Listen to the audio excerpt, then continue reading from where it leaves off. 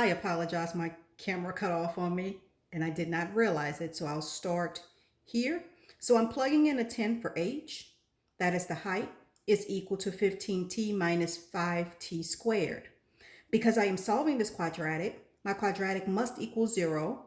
So what I've done is I have moved this side over to the left-hand side by subtracting 15t and adding 5t squared, giving me 5t squared minus 15t plus 10 is equal to 0. From there, I'm going to solve by factoring. Factoring out of 5, that is my GCF, writing the resulting polynomial. Again, is set equal to 0. From here, I am going to factor the resulting polynomial. Here it can be factored. My resulting polynomial factored is t minus 1 times t minus 2. Now remember we talked about if we're solving by factoring, we're going to set each factor that has a variable to equal 0. The only two factors that have variables would be these two. So I set them both to equal 0 and solve. So it's now telling me t is equal to 1 and t is equal to 2. So once again, as we discussed, what goes up must come down. So that means when this arrow was shot in the air, we wanted to know when would it reach 10 meters high. So looking at this diagram, we can say that it reached 10 meters high at 1 second and again at 2 seconds if the diagram represented this problem. But what goes up must come down. So for this diagram, it would possibly look something like this. 1 second and 2 seconds at 10 feet high. Now, this one was easy to find because our resulting polynomial was able to be factored. But if we have difficulties factoring our resulting polynomial, we can always use the quadratic formula to see if it has solutions. So I'm going to use the quadratic formula to see if it has a solution. Using my quadratic formula, x is equal to negative b plus or minus the square root of b squared minus 4ac, all divided by 2a. I'm going to plug that information in. When I finish solving, I should get the same answer. Again, this is just another form of solving your quadratic. So here I will have a negative 15 plus or minus the square root of negative 15 squared minus 4 times 5 times 10. Again, all of these values are coming from my values in standard form. All divided by 2 times 5. We're going to simplify. X is equal to a positive 15 plus or minus the square root of 225 minus 200, all divided by 10. We're going to continue to simplify. X is equal to 15 plus or minus the square root of 25, all divided by 10. The square root of 25 is 5, so x is equal to 15 plus or minus 5, not the square root of 5, but 5, all divided by 10. At this point, I'm going to break them up, one having a plus sign and the other having the minus sign, and simplify. This will be a 20 over 10. X is equal to 2. So in 2 seconds, it will be 10 feet high. And again, solving this one, x is equal to 10. 10 over 10 is 1. So again, as we did with solving by factoring, we realized that you will get the same answers, just another way of finding your solutions. So this arrow will be 10 meters in 1 second and again at 2 seconds. Next question, when will the arrow be 20 meters high? So now our height is 20. So using our same quadratic, we're going to plug in a 20 here for our height. So 20 is equal to 15t minus 5t squared. We're going to make sure that this equals 0. So that's 5t squared minus 15t plus 20 now equals 0. From here, we're going to factor out a 5. So t squared minus 3t plus 4 equals 0. I'm going to try to factor. I'm looking for which two numbers, when multiplied together, gives me a 4, but when added, gives me a 3. My only two factors for 4, and in this case, they both would have to be negative because of the negative sign, would be a negative 2 and a negative 2, and a negative 1 and a negative 4. Neither one of those would give me a negative 3 when added together, so this cannot be factored. So because this cannot be factored,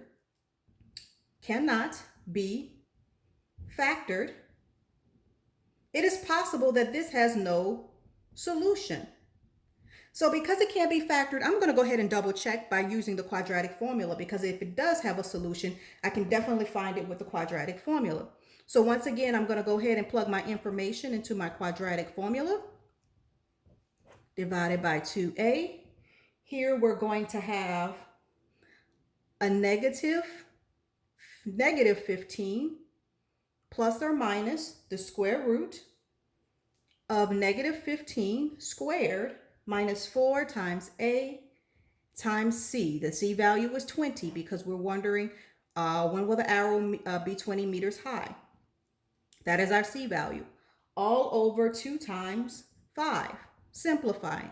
Positive 15 plus or minus, that's a 225 minus 400, all divided by 10. Continue to simplify. 15 plus or minus.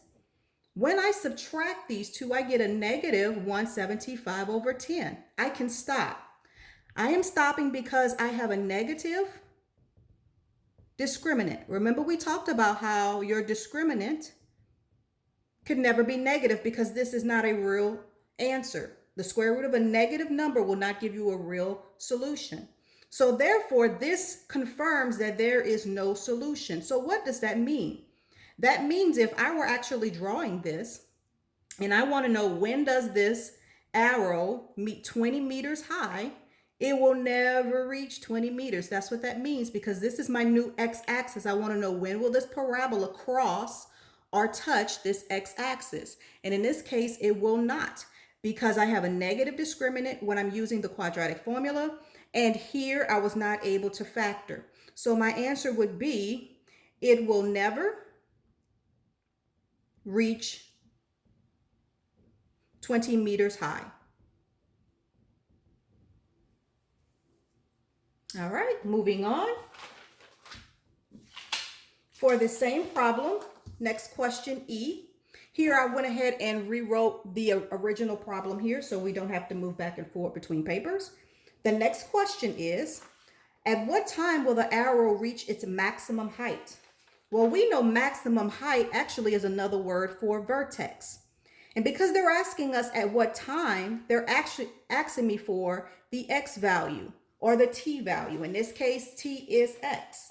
So we want to know when will it reach the maximum height. So they're asking me what is the vertex for this problem. So I'm going to use my formula for the vertex, which is negative b over 2a.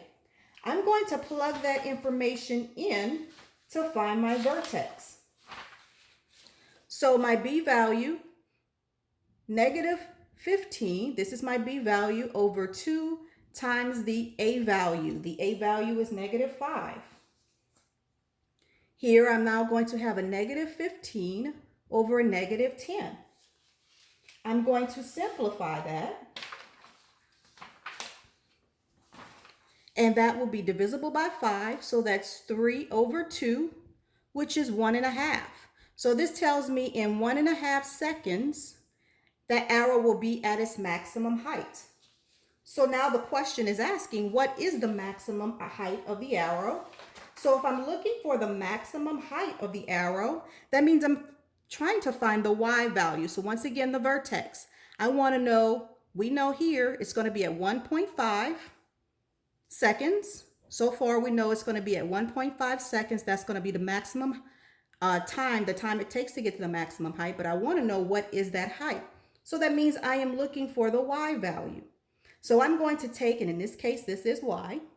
I'm going to take that 1.5 and I'm going to plug it in for the time, the t. So that means I am plugging in h, looking for the height, is equal to 15 times 1.5 minus 5 times 1.5 squared. When I calculate that, that would give me h is equal to 11.25. So that is telling me that my maximum height, it will be 11.25. What is this? In I believe is in meters high at 1.5 seconds. So 11.25 meters high in 1.5 seconds. So in 1.5 seconds, the arrow will reach 11.25 meters. That is my vertex, the highest point of the parabola. Next question, when will it come back to the ground? Well, if we want to know when will it come back to the ground, that means we're looking for the height to be 0. The ground, the height is 0. And they're asking me at what time will it be back on the ground? So what we're going to do is we're going to plug in a 0 for h. So using my formula here, 0 is equal to 15t minus 5t squared. I am going to rewrite this so that I have, because I'm going to solve by factoring, your leading coefficient has to be positive. I'm going to rewrite this by moving this on the left-hand side. So now my leading coefficient will become positive. So that's a 5t squared minus 15t is now equal to 0. If I'm going to solve by factoring, I notice here I'm going to solve for t, just like solving for x. I'm going to pull out a GCF of 5t. When I pull out a GCF of 5t, that leaves me with t minus 3 is equal to 0. Remember, when you're solving by factoring, any factor that has a variable gets set equal to 0. So I'm setting 5t and t minus 3 to equal to 0. When I solve that, t is equal to 0. So they're saying in 0 seconds, the height will be 0, which is true. That's the initial release of the arrow. And then it's also saying it will hit the ground, meaning the height is 0, in 3 seconds. So when will it come back to the ground? In 3 seconds. That's when that arrow will land on the ground, the height being 0. I can also solve that by using the quadratic formula. I can still get that same answer. So here I'm going to plug it into negative b plus or minus the square root of b squared minus 4ac, all divided by 2a. Plugging in my values, that's a negative 15 plus or minus the square root of a negative 15 squared minus 4 times 5 times 0, all divided by 2 times 5. All right, here we go. X is equal to a positive 15 plus or minus the square root of 225 minus 0. This gives me 0, all divided by 10. 15 plus or minus 225 over 10. 15 plus or minus the square root of 225 is 15 over 10. Now we're going to separate that into 2 separate problems. Here we're going to have x is equal to 15 plus 15 over 10, and x is equal to 15 minus 15 over 10. That is going to give me an x is equal to 30 over 10. X is 3. On this side, x is equal to 0 over 10. X is 0. So once again, when it is initially released, 0 height. When it lands on the ground, 0 height. So as you can tell, I can get the same solution by using both methods. Again, you're not required to do both. You either choosing factoring or quadratic formula to come up with the exact same answer. All right, let's try another problem.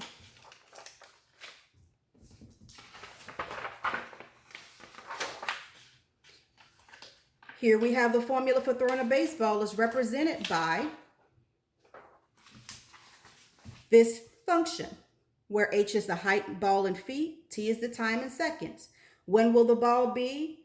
9 meters high. Once again, if this is my formula or my equation that represents the ball being thrown in the air, they're asking the height has to be 9. So 9 is equal to negative 16t squared plus 40t. If I'm going to solve by factoring, must equal 0, leading coefficient positive. So I am going to move everything on this side. That's at 16t squared minus 40t plus 9 is equal to 0. I'm going to factor 16t, 16t. I will tell you your factors are going to be 36 and 4, so a negative 36 and a negative 4, because when you multiply a times c here, that is going to be a positive 144, negative 36, and a negative 4 will give you your 144. All right, simplifying, divisible by 4, divisible by 4. Here we will have a 4t minus 9, 4t minus 1 is equal to 0. Setting them both to be equal to 0. Solving here, 4t is equal to 9. T is 9 over 4. Because we're talking about time, we do want decimals. So the time here would be 2.25 seconds. So it would be 9 feet high in 2.25 seconds. And again, what goes up must come down. T is equal to 1/4. So again, the time would be at a quarter of a second. So this is it going up. This is it going down. They both here, both times, the ball will be at 9 feet high. So again, the quadratic formula can be used to solve this. We're going to do x is equal to negative b plus or minus the square root of b squared minus 4ac. Because this video is becoming really long, I'm going to speed it up a little bit, but you always know playback can be slowed down. X is equal to negative 40 plus or minus the square root of negative 40 squared minus 4 times 16 times 9, all divided by 2 times 16. X is equal to 40 plus or minus the square root of 1600 minus 576, all divided by 32. X is equal to 40 plus or minus the square root of 1024, all divided by 32. Here I will, the square root of 1024 is 36.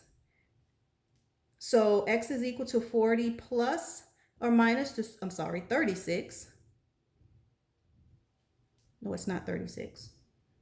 Okay. When you guys figure that on the calculator, x is equal to 2.25 and x is equal to 0.25. So once again, we get the same times if we would use the factoring. Again, I am speeding up because I don't want the video to be too long, but you can always slow it down. Plug this in your calculator. I guarantee you will get this. Okay, here we go. Next question is, when will the ball be 26 feet high? So this is my height. This is my new x-axis. I want to know when will it cross 26 feet if it were a graph. So here we're going to put, since our equation here is h is equal to negative 16t squared plus 40t, h in this case will be 26. So 26 is equal to negative 16t squared plus 40t. Making sure if I'm solving by factoring, it equals 0 and my leading coefficient is positive. So that's 16t squared minus 40t plus 26 is equal to 0. I have a GCF of 2. Pulling out that 2 and writing my resulting polynomial. Then I'm going to try to factor this. I will let you know I've tried. You cannot factor it. So I'm going to say no factors, which means that it will not reach 26. But I'm going to confirm with the quadratic formula. Once again, if I get a negative as my discriminant, that means definitely for sure that there is no solution and it will not reach 26 feet high. All right, so what I'm doing right now is I'm plugging in my information into my quadratic formula. X is equal to 40 plus or minus the square root of 1600 minus 1664, all divided by 32. X is equal to 40 plus or minus, I can tell right now that's going to give me a negative.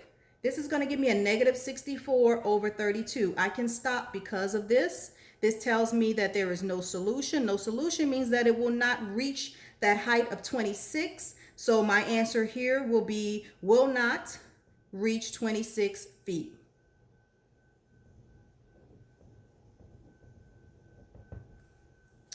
All right.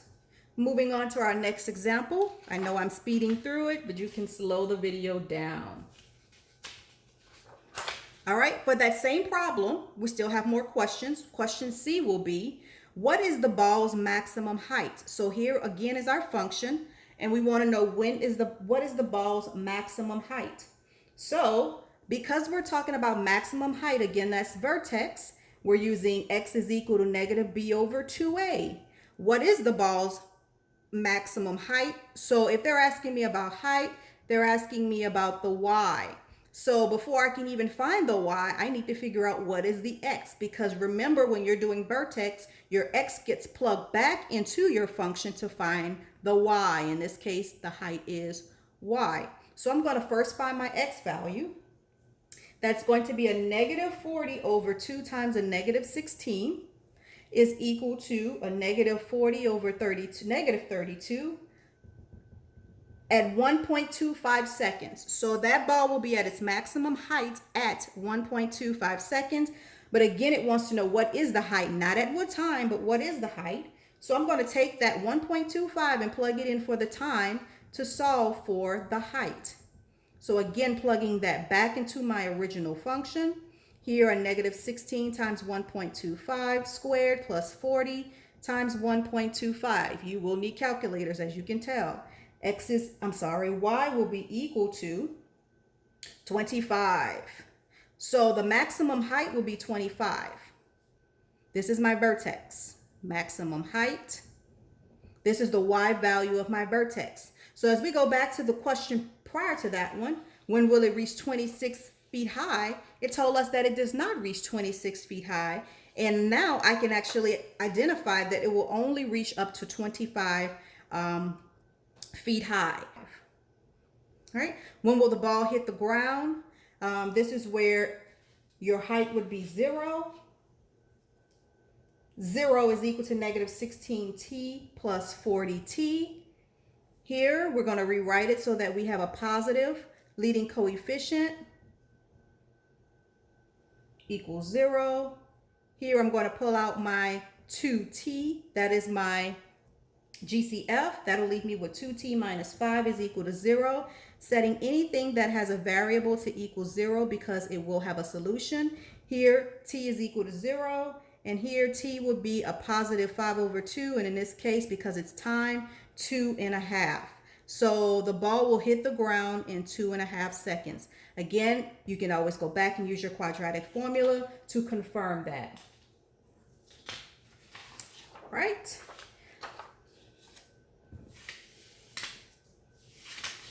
Here we have, I'm skipping because the video is a little bit long, so I'm going to skip around just a little. The area of a rectangular piece of cardboard is represented by the equation where W is the width. What is the width?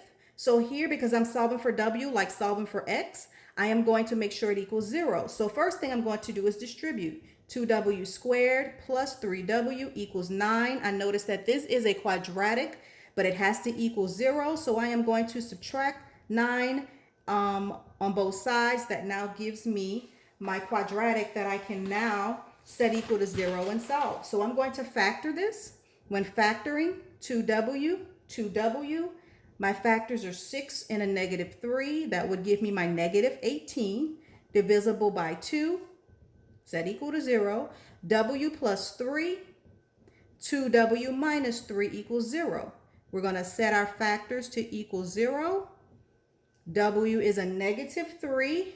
W is a positive 3 over 2. And in this case, it is 1.5. We're going to choose this one because it is a positive number. When you're doing measurement, you cannot have negative measurement. So you're going to choose the answer that is positive.